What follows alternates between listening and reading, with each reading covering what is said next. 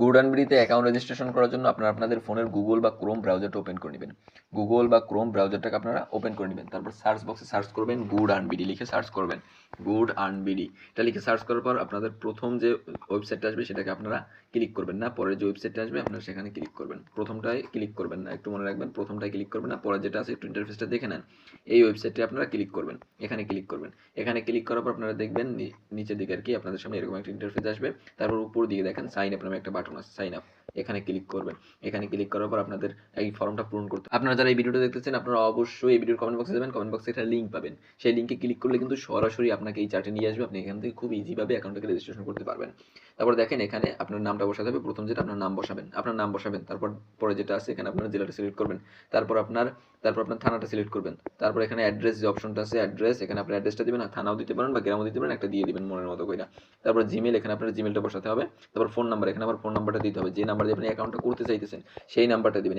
এই নাম্বারে বিকাশ হতে হবে, এই নাম্বারে নগদ হতে হবে, এরকম কিন্তু কোনো নির্ধারিত নেই। আপনি এখানে বিকাশ বা নগদ ছাড়াও যদি কোনো নাম্বার হয় সেটাও আপনি দিতে পারেন। তারপর এখানে একটা পাসওয়ার্ড দিবেন, অন্তত 6 সংখ্যার বেশি হতে হবে, 6 সংখ্যার কম হলে কিন্তু আপনার পাসওয়ার্ডটা অ্যালাউ হবে না।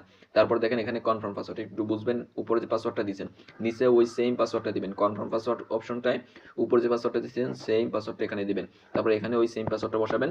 তারপর রেফার কোড, এই রেফার কোডটা একটু সেন্সিটিভ, আমি যে রেফার কোডটা ব্যবহার করবো আপনারা ওই একই রেফার কোড ব্যবহার করবেন। আমি আপনাদের রেফার কোড বলতেছি, রেফার কোড হলো 7444744 7444744 744418 এই যে রেফার কোডটা আপনারা অবশ্যই এই সেম রেফার কোডটা বসাবেন।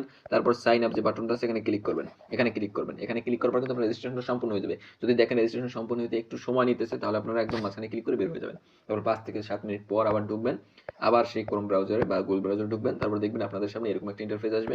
আপনারা আপনাদের মোবাইল নাম্বারটা বসাবেন, এখানে আপনার মোবাইল নাম্বারটা বসাবেন, এখানে আপনার পাসওয়ার্ডটা বসাবেন, যে পাসওয়ার্ড দিয়ে আপনি অ্যাকাউন্টটা করলেন আর কি সেটা বসাবেন। বসানোর পর এই লগ ইন বাটনে ক্লিক করবেন।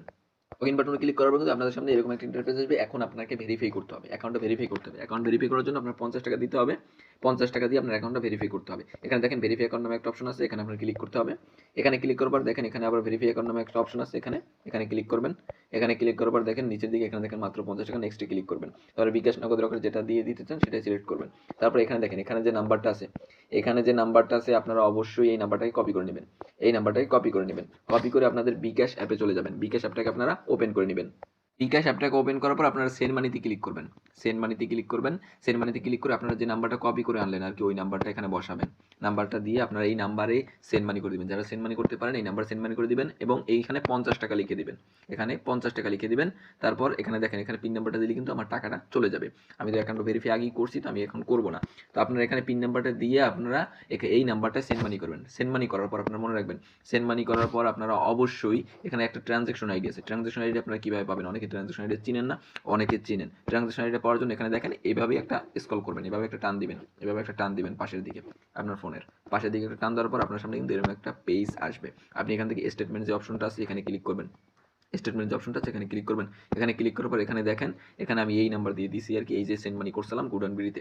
এখানে দেখেন ট্রানজ্যাকশন আইডি নামে একটা অপশন আছে, এখানে এইটা কিন্তু ট্রানজ্যাকশন আইডি, এইটাকে কপি করতে হবে। এখানে ক্লিক করলে কিন্তু এটা কপি হয়ে যাবে। তারপর চলে যাবেন আবার সেই ক্রোম ব্রাউজারে বা গুগল ব্রাউজারে যেখানে আপনি ওই নাম্বারটা কপি করে আনছিলেন। তারপর এখানে দেখেন একটু নিচের দিকে গেলে কিন্তু এখানে ট্রানজ্যাকশন আইডি নামে একটা অপশন আছে, এখানে আপনি ওই যে ট্রানজ্যাকশন আইডিটা ওইটা এখানে বসিয়ে দেবেন যে নাম্বার। তারপর সাবমিট যে অপশনটা আছে সাবমিট, এখানে ক্লিক করবেন। এখানে ক্লিক করলেই কিন্তু আপনার অ্যাকাউন্টটা ভেরিফাই হয়ে যাবে। ভেরিফাই হইতে কিন্তু মিনিমাম 5 থেকে 7 মিনিট সময় লাগবে। একটু অপেক্ষা করবেন, অপেক্ষা করার পর দেখবেন ভেরিফাই হয়ে যাবে। যদি ভেরিফাই না হয়, বাই চান্স না হয়, তাহলে আপনারা তাদের ফেসবুক পেজে যোগাযোগ করে তাদের কমপ্লেইন দিলে তারা অ্যাকাউন্টটাকে ভেরিফাই করে দেবে।